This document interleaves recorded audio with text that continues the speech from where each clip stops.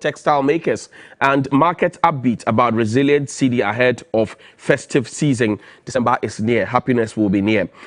President OK zero levy for 3 fuel products, and we'll tell you more about that shortly.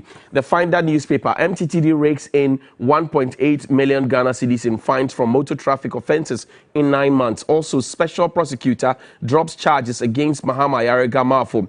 President Akufo-Addo receives Serbia's highest national order, and Attorney General points out fundamental errors in Dr. Poni's ruling. Banner headline: government to lose 58 million Ghana cedis monthly for zeroing price stabilization and recovery levies on fuel. The Ghanaian Times: we are against LGBTQ plus activities. Catholic bishops restate their position. Most Reverend Philip Name there on the front page. Also, court adjourns NAM1 case to November 22. And president decorated with Serbia's highest state honor at ceremony in Belgrade. Northern region, the police command impounds 334 unregistered motorcycles. And MPA removes price stabilization levies on petrol, diesel, LPG for 2 months. That's what we have there. The Daily Graphic is next. It says MPA removes fuel levies, prices to reduce. President receives Serbia's highest honor, and I am relieved. Ayarega expresses joy. A special prosecutor drops the cases against him. He files a nolle prosequa. Also, 4 parties support LGBTQI plus bill. One opposes the draft. The Daily Guide: Nane's daughter finds love in Kofi Jume's son. And over the weekend, it happened at the Jubilee House. Well, some of you have raised concerns, but it could have only happened in the president's house. Where else? 21st clinic boss wins big, and NDC suspends guru over incest. Police chase him. Akufo-Addo, one of the wisest Serbian presidents, eulogizes him, and government absolved the fuel levies. Finally, the Daily Statesman: Bawumia calls for more efficient legal system and relief for fuel consumers as government suspends 2 fuel levies. AG challenges Supreme Court on the court of Opuni trial and Serbian President Lord Akufo-Addo for decisive leadership. And those are the front page stories we have there. Many thanks indeed to Grant Park Clothing at Dansuman for my outfit. They're just by the roundabout at Dansuman. You call them 020-985-5696. Again, 020-985-5696 and get something special for yourself. Dennis Miracles Abuaji is joining me in studio. He's here on the ticket of the NPP. And he's a former municipal chief executive for the Akuapem North Municipal Assembly. Dennis, welcome. Good morning. How are you doing? Good morning, Johnny. I'm fine. Yourself? Yes, I'm good. I could use your warm good morning this morning. It's cold, eh? Very, very cold. Very, very cold out there. And I think it's important we let everybody know that we need to be careful out there this morning, especially those driving on the roads this morning. It's quite slippery and very, very wet out there. So we should all drive with care. It's critical. And then those who are going to be going out there to go about their private, businesses, let's be a bit more careful. When it rains, so many things. That's right. Happen. Be careful of your environment. Watch your surroundings, and make sure you are staying safe. It's very important. Right. And also joining me here on the ticket of the NDC is Honorable Mohammed Abdulaziz, is the former member of parliament for the Mion constituency in the northern region. Mo, welcome. Good morning. How are you doing? Good morning, Johnny. I'm good. Great. Good to see you. Good to see you too. Were you disturbed by the rain too? Oh yes. But thank God I finally got here in time. Good to have you here. Let's quickly delve into. I have an interest in the youth bulge, as is stated by the national security document, and young people finding jobs or trying to find jobs. National service scheme has ended. The numbers keep growing, and in fact, this week, last week, the week before, I've been inundated with messages from particularly Nakorians, as I like to call them, asking questions about their Kovadis, where to go next. Dennis, a specific promise was made to the people. The president reiterated that promise in August this year when he was in the Bono region. Now they say they don't see the promise being actualized, because the last time I checked, the president said there were 49,000 people who had been retained. Also, Mr. Awal Mohammed, who was here from Ye, who had spoken with Nuruddin of NAPCO had said that there were 38,000. What's going on? Very warm good morning again to our cherished viewers. And I think that it's very clear what is it that is going on. And the president has indicated clearly and shown clearly what needs to be done. And so if you ask what's going on, I don't know where to take it from. But the point here is that youth unemployment is a global issue across all nations, both developed and developing countries. Last week I was reading somewhere that in the US, they were complaining that in the month of September, they created the least number of jobs, you know, in a very long time in the month of September. Ghana is not spared of the same situation of youth unemployment. What is critical is not for us to continuously lament. What is critical is for us to look at the strategies and the policies being put in place to be able to address these issues. There are always short-term, medium-term, and long-term strategies to deal with such issues. And clearly, under this government, we have shown that we understand what to do in order to be able to address this. In the short term, that is where the NAPCO was created. And let's be very clear. The main policy of NAPCO, the principle behind NAPCO were the following. One, the youth who had graduated and were at home were struggling to be able to get into the mainstream career jobs because usually when there are vacancies, they are asking for experiences, 3-year experience, 4-year experience. And that was becoming a major bane for a lot of graduates. One of the things that NAPCO was supposed to do is to ensure that you come in to render this service to the states by filling a very important gap within the public sector and some of the private sector spaces, within which period you gain experience and then you continuously look out for the career progress that you actually want for yourself. So it was like killing two birds with one stone. We cannot run away from the fact that these issues were real. These were real issues. And so NAPCO was able to provide a stopgap opportunity or a stopgap room for these young graduates to be able to render services in these critical sectors within the public service. And at the same time, garner some experience or years of credit behind them. The idea was that whilst you are in NAPCO, it is not the end point for you.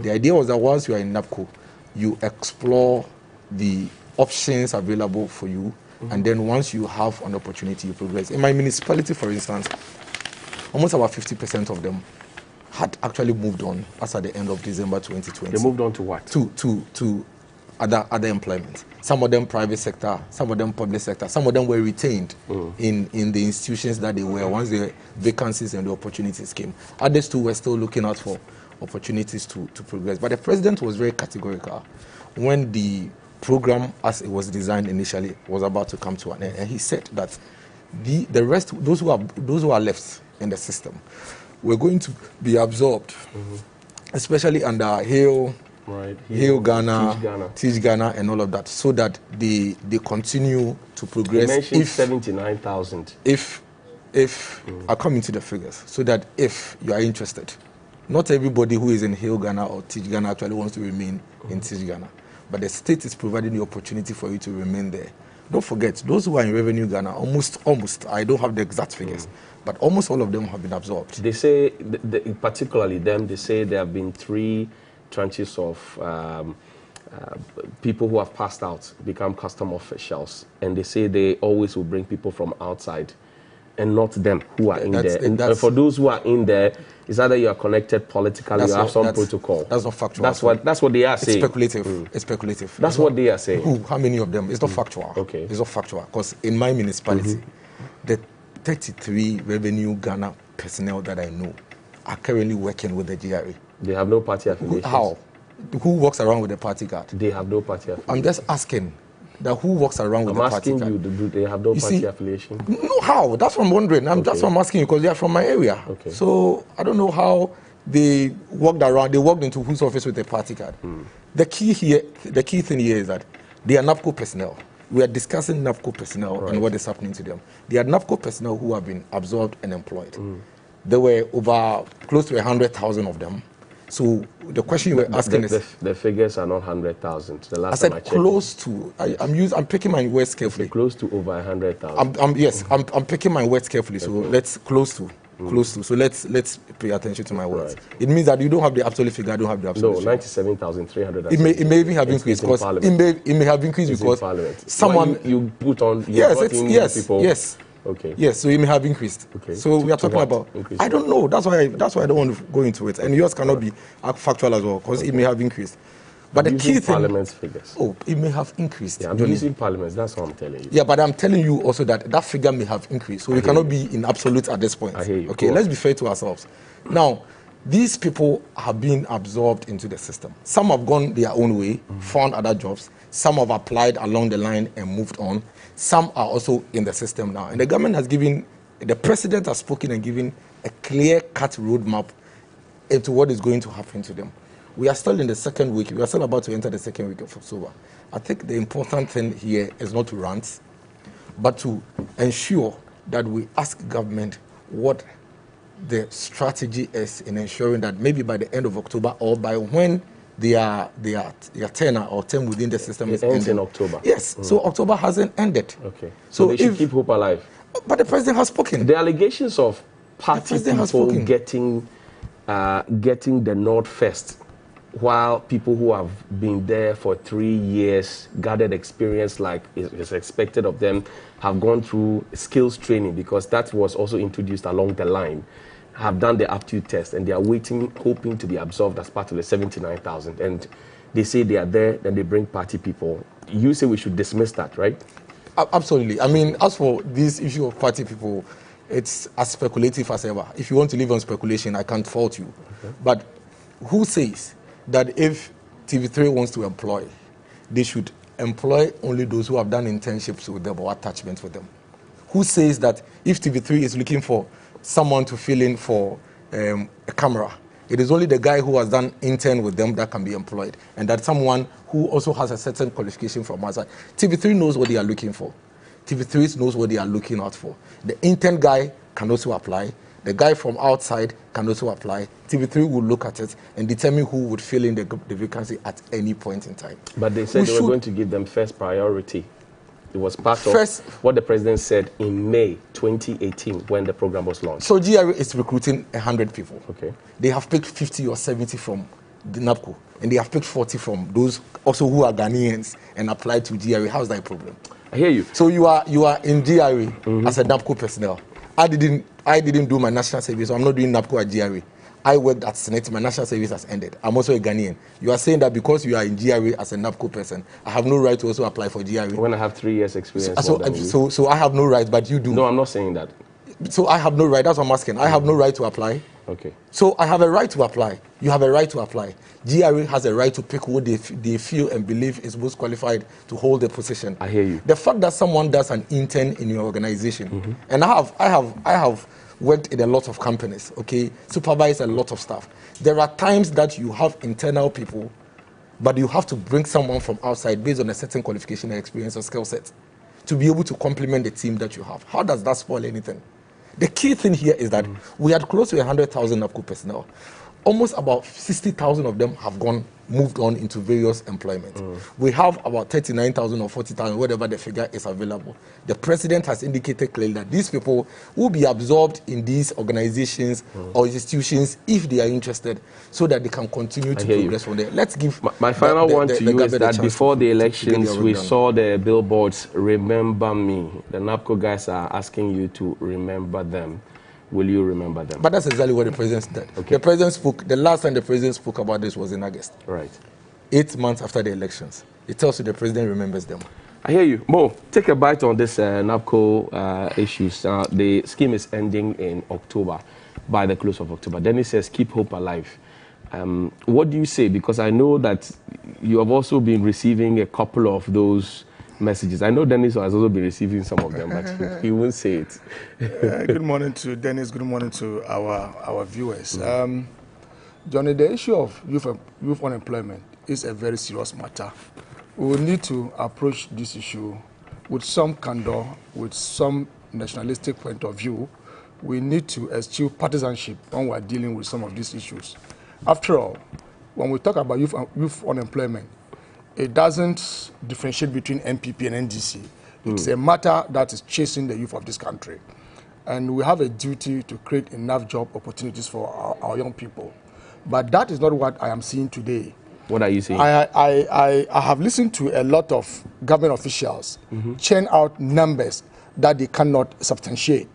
For instance, we are told that NABCO recruited about 100,000 young Ghanaians for 3 years. Sometimes we need to be specific. If we have recruited 100,000, let's say 100,000. But to continually say about 100,000, these are official data that we should be able to speak to. Now, I have listened to some members of parliament, and I have gone to peruse the 2021 budget. On page 117, an amount of 400 million Ghana cedis is provided as a compensation for beneficiaries of NABCO. We are all aware that they are paid about 700 Ghana cedis per month. Tax-free. Tax-free. If this was to be true, that they have 100,000 people on the NABCO payroll, we are looking at a monthly wage bill of some 70 million Ghana cedis. If we are to multiply that by 12, that gives you 840 million Ghana cedis. Right. And yet government provided for only 400 million Ghana cedis in the 2021 budget. There was no any supplementary allocation in the review of the budget. And so it raises questions about it. But even more fundamental is what was the purpose of the NABCO program. You see, when you talk about giving people who have left school and they are done with their national service some experience, why? It is not for nothing that when people leave tertiary education, they are required to do some 1 year national service. It is also to help them acquire some work experience. And so if you bring in a program called NABCO, for them to do another 3 years to acquire work experience, it is nothing but an extended national service. Look, somewhere under President Kufuor, the government insists that it is because you went to IMF. No, you had conditionalities. That is a very shallow. You couldn't employ. There was a backlog. They're trying to fix the mess you caused. That is a very shallow argument, and I would come to that.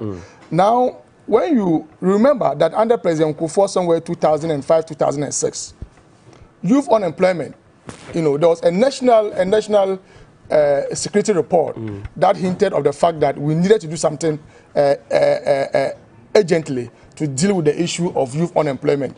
That was why they brought the then National Youth Employment Authority, now National Youth Employment Agency. Now, even that program, when they brought it, there was no law backing it.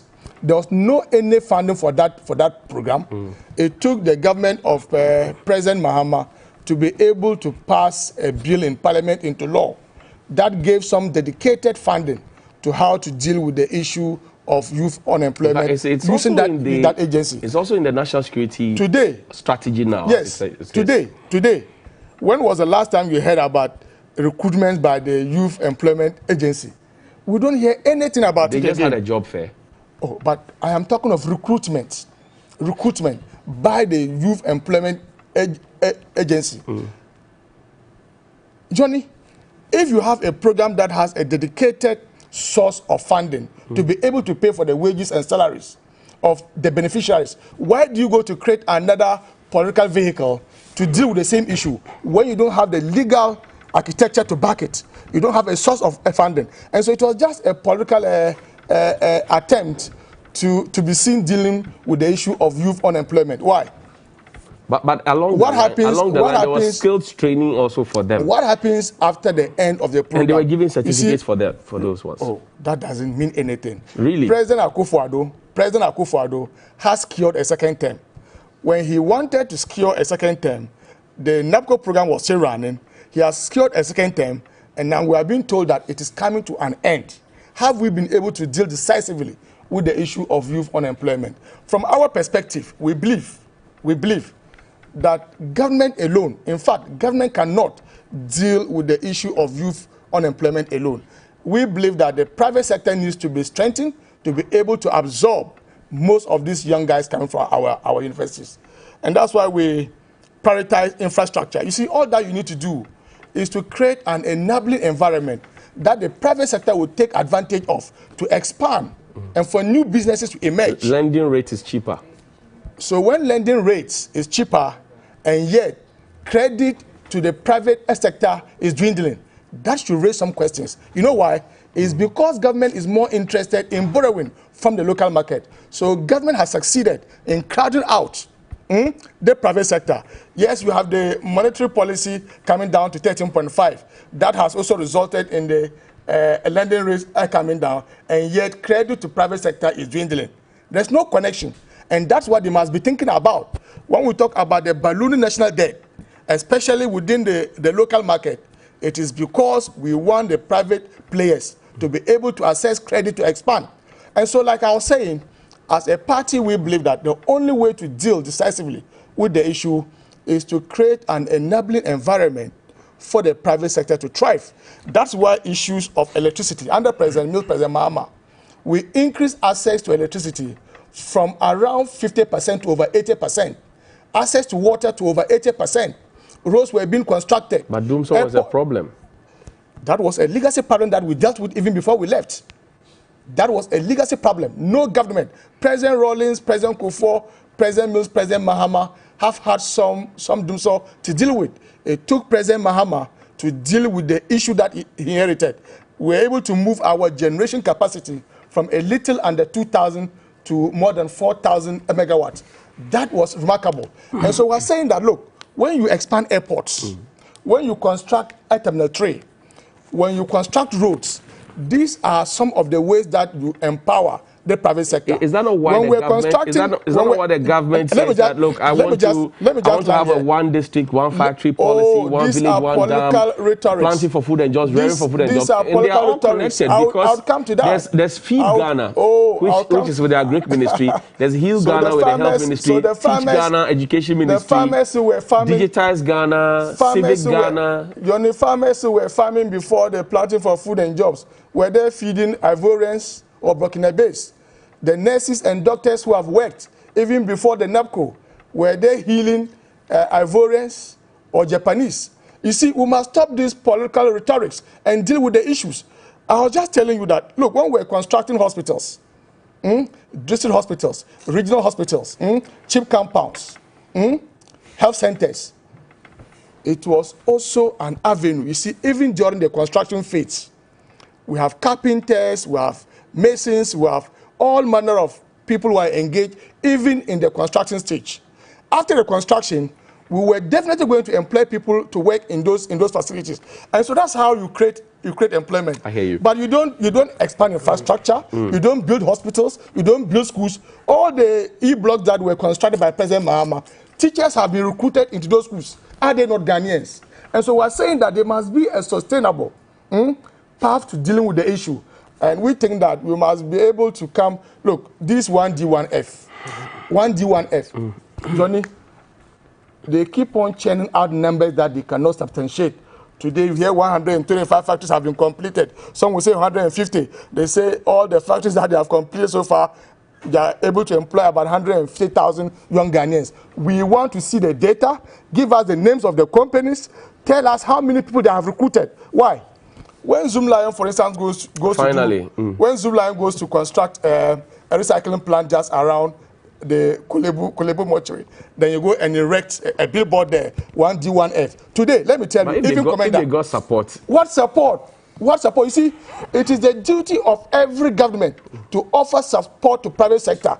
That doesn't mean that you have established those factories. Look, let me tell you today, even Commander, we have to move they want to bring it under 1D1F when we all know that it is a legacy project under President Mahama. We are saying that when people go to establish their own businesses, that happened under President Rawlings, President Kufuor, President Mills, President Mahama. When people go to establish their own businesses, don't go and erect your billboards and say they are under 1D1F. I hear you. What have you done? Then somebody just sent me a message. He's a NAPCO beneficiary. He says he has a degree. He now has 3 years experience. He has a family, and he's asking if you were in his shoes, if you could survive with 700 cedis. I'd respond to him, but I think I need to address a few of the issues. I mean, this morning I must confuse us almost all the viewers. I mean, we're discussing The viewers told you they are confused. They are very confused. They are sending Perhaps they are confused, not the viewers. Honorable, please. Allow him. He allowed you. The issues Go around ahead. electricity, airport roads. They constructed Terminal 3. Because you don't understand them. Honorable, please. Allow him, please. Allow him. They constructed Terminal 3, is that not the case?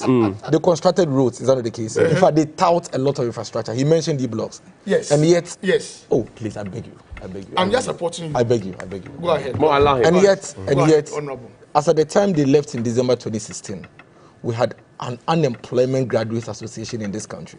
We met 100,000 people. One gentleman who has just sent you a message that he's married with kids, 3 years experience. It means that before we came, he had already graduated and done his national service. The Terminal 3, the roads didn't give him the job. You see, I feel very sad as a very young person when I hear politicians who understand these issues and know better try to play with the minds of the people. Listen, when it comes to job creation and unemployment in this country, this government, compared to the NDC, has put in place proper structures to ensure that the young person is liberated. And I'll give you an example. Go to my municipality. Ever since I was born in Ekuapem North, never in the history of my municipality have I ever seen any business, any company, apart from schools, 3 hospitals, and the rural bank in that municipality. Where were we supposed to work? Where was me and my colleagues and my cousins and my siblings in Ekuapem North supposed to work? Why were we supposed to be engaged actively? Under this government, as we speak, there are 4 factories, companies, and I'll show him, I'll give you the names. From here, let your reporters follow me to the municipality. Acro Farms, it has a Pasare. Okay. It is recruiting, employing not less than 1,033 young people. Okay. Go to Richie Plantations. Richie Plantation in Akwati Akwaso. As we speak, it is raining. Women, mothers, young people are working at Richie Plantation, earning not less than 1,200 a month, receiving breakfast and lunch for free. About a week ago, the president commissioned Shoe Fabric in Ekropong, recruiting young people producing shoes in this country. Okay. As we speak, there is an oil palm processing plant at Yensiso that is almost about 90% completed. In my car boot, I'll give you a sample of coffee produced here in Ghana. In Ekropong. It's in my boot. Yeah, I'll give you a copy to go and drink. I'll go and drink. Manufactured, produced, mixed, and brewed in Ekropong here in Ghana. Employing young people. Okay. Asili Coffee, when Youth Employment Authority was doing their job fair at International Conference, he sent me a message. He said, can I be part of it? He was there. He's employing almost 120. On my way here, I saw one of them selling at airport around the aviation place. The lady selling this morning is earning not less than 600 Ghana cedis month base salary. Wait, hold on. Oh, no, don't say thank you yet. You have given me a litany. I am only telling you that. I give you the same number of time, then we can't discuss I am only telling you that job creation has to do with practical things you put in place, and that's what the government has done. The over 106 factories that have been opened, I've just mentioned 4 of them. That is in my municipality. Okay, employing people. It is human beings that work in these factories. Human beings are the ones that work in these factories. So as much as government is opening factories, a lot more young people. You are talking about NAPCO. Okay. You said that the NAPCO is not up to 100,000. It is up to a 90-something thousand, and today they are 40-something thousand. Where do you think the 60,000 have gone to? They are working in companies. I didn't say that. Which companies? No. Honorable, I beg you, please. But which company? It's a very early morning. Don't misquote me. As we speak, Johnny, you and I know that we have over 50,000 NAPCO personnel who have moved on from the scheme. Is that the case? Where do you think those people are? I don't know working in companies. I don't know working in businesses. I don't know working in companies. I don't know working in businesses. Are they sitting at home? You have proof. Proof that what? They are home? That they are working. They are not working. Do you have what are you talking? Sometimes I don't understand your contradictions. What's in this morning, you yourself admitted, you were saying here that over 60,000 of close to about 50,000 of them have moved on. I didn't say and that there are left about 48,000. Right. Okay? Right. And that 48,000, what is happening to them? I said that the president had quoted 49,000. Awal Mohammed through Nuruddin, or Nuruddin through Awal Mohammed had quoted 38,000. But give or take, both figures. I am telling you as a matter of fact. Okay. Now- you can now choose you are to co- now you accept are- or now not. you are coming. In my municipality, coming. over 50% of them call Center for Plant Medicine in Mampong. Okay. You have their number. I'll give their number. Right. I Ask have them. their number. Ask them that the 45 NAPCO personnel that came into their institutions, have they absorbed them or not? And they will tell you they have absorbed them. Okay. Ask the teachers, those who have gone into Educate Ghana, whether they are teaching or not. These are facts and realities. I hear you. You can spin it, you can put politics on it, but I tell you that the only government that has shown good faith in the people and the young people, unemployed people in this country is the MPP. Thank you. Let's give them some space and cut them some slack and refrain from all this propaganda and let the government do their work. Respond to and the let the young people have 700 work to do. respond to the 700 Ghana cedis from the family man. He says, if you were in his shoes, can you survive with 700 Ghana cedis as a family man with more than 3 years experience? I'll give you an example. I have a cousin. Okay. His name is Josiah Benson Abuaji. He's in Latte. He's married with 2 kids. He has no job.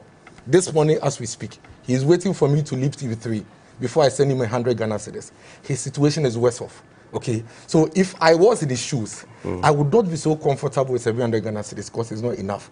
But it is better than being at home and doing nothing and earning nothing. Okay. At least, if not for anything at all, the 700 Ghana cedis can pay for the water bill, the light bill, buy paracetamol, and then chloroquine. Okay. Rather than being home and doing nothing and earning nothing, the 700 is enough. Okay. This is a government that has at least given you 700 Ghana cedis compared to the one that gave you 0. It is progress. It is progress. Okay, well, take a bite on this. I want us to touch on the fuel because some relief is coming. I'm surprised that my colleague here does not seem to understand the issues that we are discussing. To argue that you don't understand the contribution or the connection between expanding infrastructure to supporting. I said that didn't give them the jobs. That's what I said. No, I'm just correcting you. I said you did it, but I didn't give them the jobs. That's all. You see, you didn't like it when he did it. No, but I'm just correcting you. But I didn't It's say a that. natural flow. It's a natural flow. That T3 From where? gave the job. that when you expand infrastructure, when you extend electricity to the rural communities, grinding mills will spring up, seamstresses will spring up. These are the informal sector that you must recognize. You see, I'm surprised that you don't seem to see the connection between infrastructure, expansion of airports, construction of roads, construction of hospitals and schools. I'm surprised you don't see the connection between this infrastructure and employment. Now, we are talking about some 4 companies in your municipality. Right. Out of the 123 e-blocks that President Mahama had initiated, it's on record that about 50 had been completed. Well, you have refused to complete the rest. Let's just assume, for purposes of argument, that a school would recruit about 50 staff members, including teachers and non-teachers. That in itself is job creation. When you extend electricity, people take advantage of it. When you extend water, I'm surprised you don't see the connection, and you are churning out numbers that we cannot even substantiate on this program. I hear you. And you can only know because you cannot dispute them. Thank you very much. Thank you very much. Grateful for your time. You can send us your thoughts and comments. We will share it with the rest of the wonderful world. Let's get on to some other things from the quarters of the National Petroleum Authority. And Oliver, please put it up and let's read the statement as it came from the NPA, signed by the Corporate Affairs Department. Well, it says that removal of price stabilization and recovery levy on petroleum products. The National Petroleum Authority wishes to inform the general public that His Excellency the President, Nana Addo Dankwa Akufo-Addo, has granted approval to zero the price stabilization and recovery levies on petrol, diesel, LPG for a period of 2 months. The above approval follows the advice of the NPA to the Honorable Minister of Energy to seek government's intention to mitigate the impact of rising prices of petroleum products on the world market on consumers. Prices of crude oil and refined petroleum products have seen a sharp increase on the world market due to a rise in demand of oil globally without a corresponding increase in supply, particularly from the Organization of Petroleum Exporting Countries, OPEC, and its allies. Because pricing of petroleum products in Ghana is deregulated, changes in prices of petroleum products on the world market have a direct impact on prices at the pumps. The outlook of prices on the global market shows an upward trend, and therefore there was the need to seek government intervention to lower the levies to cushion consumers from feeling the full impact of these rising prices. The purpose of the Price Stabilization and Recovery Levy is to stabilize prices for consumers and pay the subsidies on premixed fuel and residual fuel oil. At this time, it's important that PSRL, which is currently 16 pesos per litre on petrol, 14 pesos per litre on diesel, and 14 pesos per kilogram on LPG, are zero to cushion consumers. The NPA will work with the Ministries of Energy and Finance to quicken the legislative processes to give immediate effect to this directive by the President. We are grateful to His Excellency the President for granting the request to zero these levies to minimize the effect of rising fuel prices, petroleum prices on the world market on consumers, signed by the Public Affairs Department of the NPA, Monday, 11th of October 2021. Dennis, so this is going to be for 2 months. And they're going to be in the works for the legislative authority to be able to do it. Someone then will ask, there's uncertainty in terms of the pricing on the global market, but you already have cut 2 months. Do you know if this uncertainty will end in 2 months? Well, Johnny, I hope we are aware that in Ghana we moved on a long time ago into the deregulation space, where we allow the markets to take care of itself. Because there used to be a time where we're getting price hikes without any explanation or justification, irrespective of what is happening to the international, the global market and all of that. But for some time now, the government decided, I think, to allow the market to take care of itself. So as and when the crude oil prices go down, the petroleum prices also go down. As and when it goes up, then it goes up in that space as well.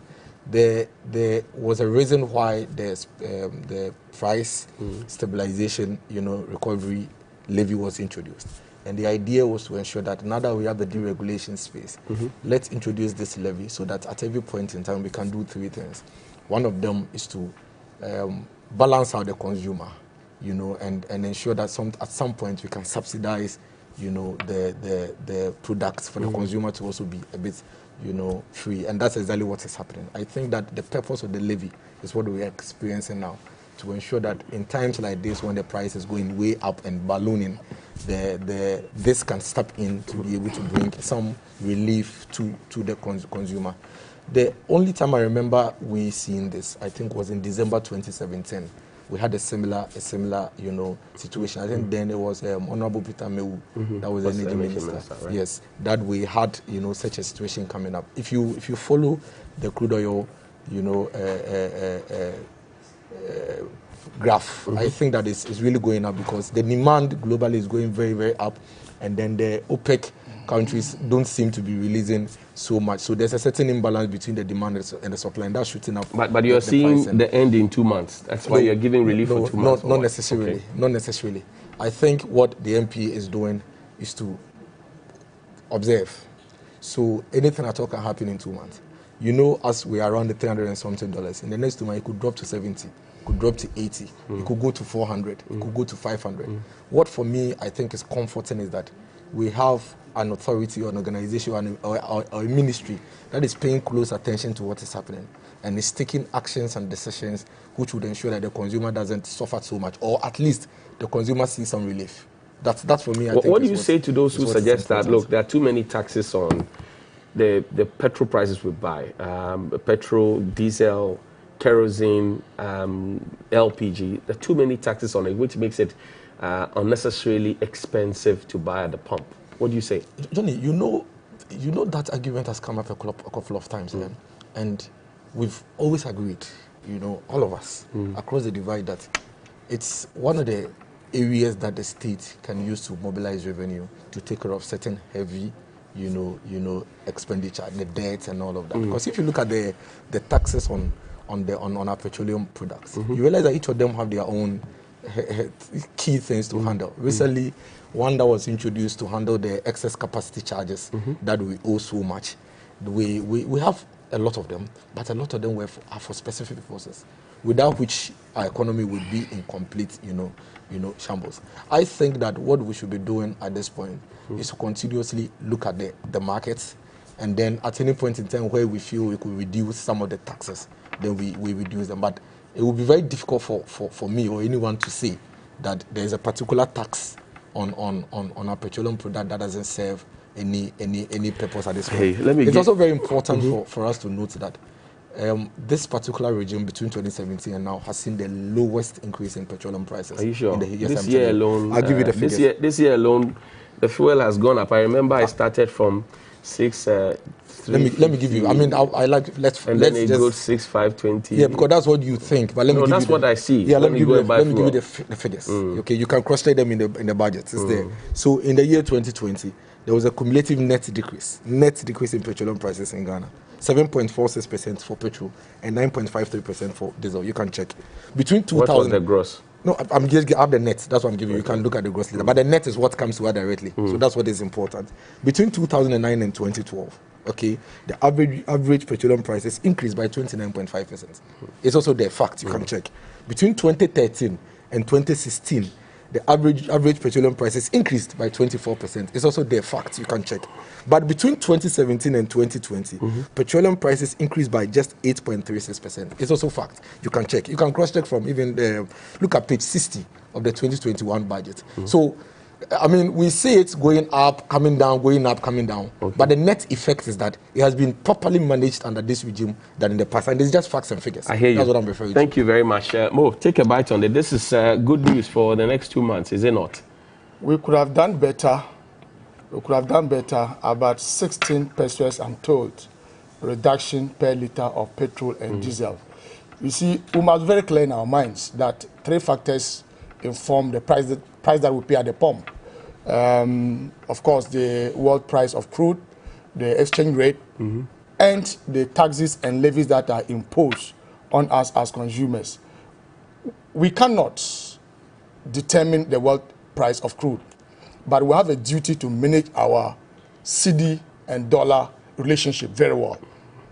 We also have a duty to lessen the burden of the consumer when we deal with the issue of the taxes and levies.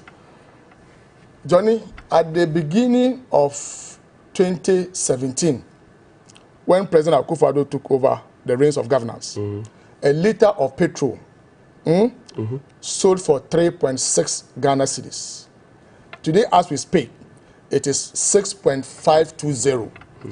About 80% increment in the price of petroleum products.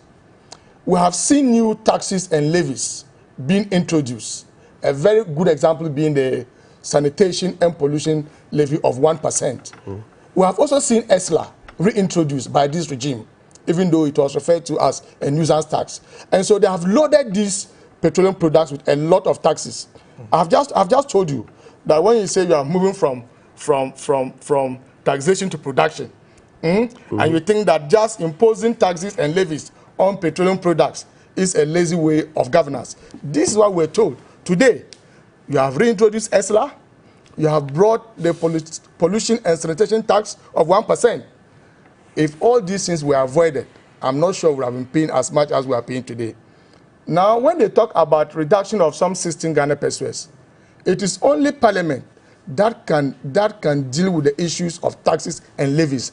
That's what they are talking about. Some legislative arrangement, right? It is Which not is the right thing to do. Exactly. And so to give the indication that it is an overture from the president, only Parliament can approve that. But if the government will have to propose first. I agree with you. Even though Parliament will resume in the next 2 weeks or so. I agree with you. And when they even talk about some 2 months, today we are in October. We are almost in the second week of October. Second week of October would end very soon.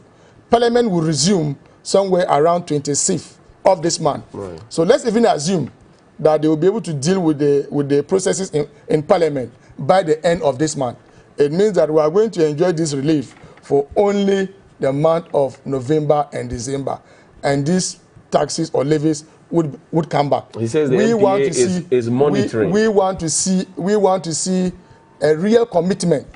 If you have increased petroleum prices by some 3 Ghana cedis, and when you are asked to do something just to cushion the consumer, we are giving a relief of 16 Ghana pesos. But you see, what's more worrying? How much would you have wanted? Oh, Johnny, what is more worrying is the utilization of the tax. You have not answered my question. How much do you want? You don't want 16 pesos. How much do you For want? instance, the pollution and the sanitation tax. I don't see the need for it, especially when Accra is engulfed with filth.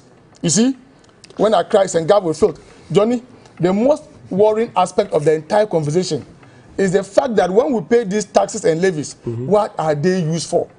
Despite the fact that you have increased taxes and levies, we don't see you constructing schools. We don't see you constructing hospitals. We don't see you expanding our ports. We see you doing virtually nothing. All that you do is to consume. And beyond these taxes that they have imposed on us, you have accumulated over 260 billion Ghana cedis debt in addition. And so my worry is not just about whether I pay more taxes or not. My worry is about what the government uses my taxes for. If you have a government that is asking you to tighten your belts and imposing taxes on you for us to be able to recover post-COVID, and yet you have that same president who will spend more than 10 million Ghana cedis in renting like Zero's private jets, when you have a jet for national duties. We have a presidential jet that was used by President Mills, President Mahama. And so I'm saying that when we pay all these taxes and levies only for one person to use most part of our taxes to fly in rented like Zero's jets, when we see that our roads are getting bad, there's nothing going on except for consumption, that becomes a source of worry for all of us. Thank you. And so that is a clear communication that yes, is good to reduce, but also use our taxes and levies in the productive sectors of our economy. Thank you very much. Grateful. Let's read some of your messages here. And this morning, it says, good morning, Johnny. I'm so excited this morning. I'm an NAPCO trainee under Educate Ghana. The hardship we're going through is not easy at all with our families. While we were told to obtain all these experience, new batch of people were being recruited every now and then. And while we were still at post without employment for the past 3 years. God bless you and TV3 for this important agenda. Good morning, TV3. I'm an NAPCO trainee. If the president or anyone says they have employed a single NAPCO trainee, it's a complete lie. None of the trainees have been given any permanent employment. Are you sure? They consider anyone who has exited the program for their own reasons as having been permanent received permanent employment or given permanent employment, which is totally ridiculous. Good morning, Johnny. The MPP guy in the studio there is doing more harm to NAPCO workers. In my facility, there are 20 NAPCO workers. They are mounting pressure on me to employ them as casual workers because they said they have been notified that they would not be absorbed. Salam in the northern region of Ghana. Please, we are in GRA office as NAPCO trainees and new staff are being posted to the office. Tell the MPP man that they should be clear on the permanency. Good morning, Johnny. I work with GRA Kumasi as a NAPCO personnel. I don't know how to thank you. All that you are saying about NAPCO GRA is true. One of those staff they recruited just recently told us to look for big men or politicians to help us get the job. If not, we should forget about GRA, since all those part of him got GRA for the support of the politician and the big men. Johnny, may God bless you and make you great. Amen. The most painful aspect is that we, the NAPCO personnel, teach the new staff the job. And at the end of the day, they take huge salary while we are there taking 699, not even 700 Ghana cedis. When are they going to open the portal for newly trained teachers to apply? Ajua from Hohoi wants to know. Johnny, please tell Dennis that the Revenue Ghana trainees in GRA have been retained is untrue. Okay, the assertion, I'm sure you mean. Maybe it only happened in his municipality. We are there and new people are being brought in. That is the fact. He comes from Bolga. He didn't add his name. Good morning, Johnny. We understand the frustrations of NAPCO trainees. They should exercise patience. The government will not let them down. I know for a fact that government is working hard to address the demands of them.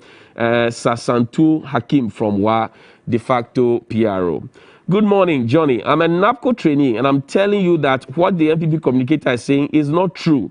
Most of them have no idea what's going on because they are bent on defending the government. They provide their own explanation without facts. Good morning, Johnny. October is almost ending. We, the beneficiaries, don't know what the future holds for us. To be honest, the NAPCO program is a laudable initiative, just that it's been badly managed till now. I said that earlier this morning. We completed an online portal pertaining transitioning into permanent employment. We recently completed a hard copy as well. For Educate Ghana, for instance, GES has not made any NAPCO beneficiaries permanent. That's far yet. We go to work every day hoping to be made permanent. We are pleading with GES to at least absolve we the beneficiaries who have all the necessary requirements for teaching in GES. Kofi in Ho. Good morning, Johnny. It's very sad to hear these people come and sit on television to lie. The very people who have given them power. It's very sad and appalling. I'm speaking as a NAPCO trainee with Food and Drugs Authority with one of the regional offices, and he wants to be anonymous. It's been 2 years now, and I'm more than fit to handle all operations of FDA, even sometimes more than the very permanent officers. Johnny, it's sad to know and hear that just a couple of weeks ago, new permanent staff and temporary staff were posted to my office with virtually zero experience, all because they know politicians and we don't know any. Sadly, I will still be the very person to orientate them, those new staff, to fill in and all of that. Well, Gariba from Tamale says, good morning, TV3. MPP administration has been doing well when it comes to youth unemployment issues in Ghana.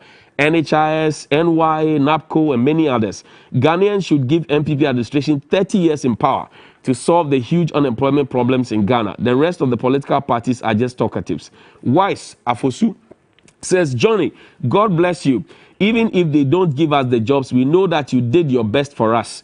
Our hope is in the balance, and it's really heartbreaking. It's heartbreaking. Sorry. Lottie Jones from Eswam says, what a shame, isn't it, that under some other government, when it was 17 cedis per gallon, we said they were insensitive. Now it's 30 cedis per gallon.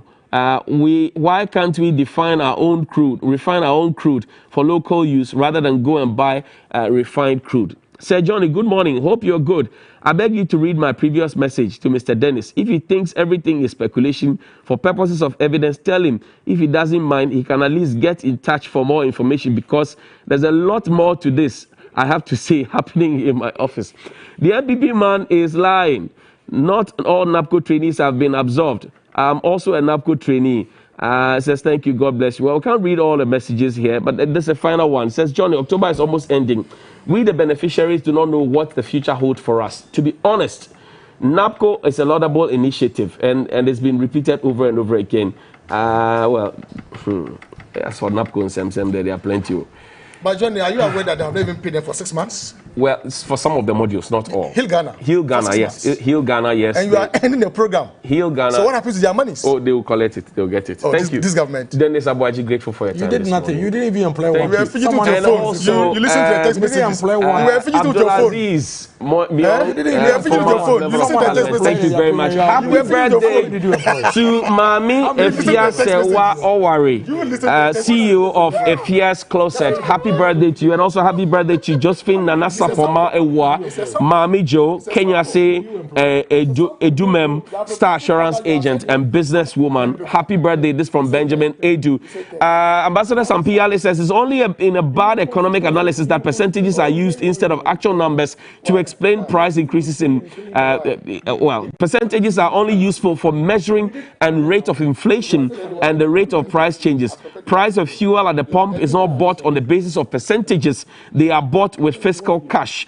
All that the consumers know is that price of fuel was 3 cedis 14 pesos in 2016, but now it is 6 cedis 52 pesos, not 64 pesos. Thank you very much indeed. Grateful that you could join me. It's your birthday today. Happy birthday to you. Thank you to Grandpa Clothing and Dansoman for my outfit. 020-985-5696. There's more here on TV3 New Day. Sports is coming up, and then we have some exciting conversations for you. Stay with us. We'll be right back.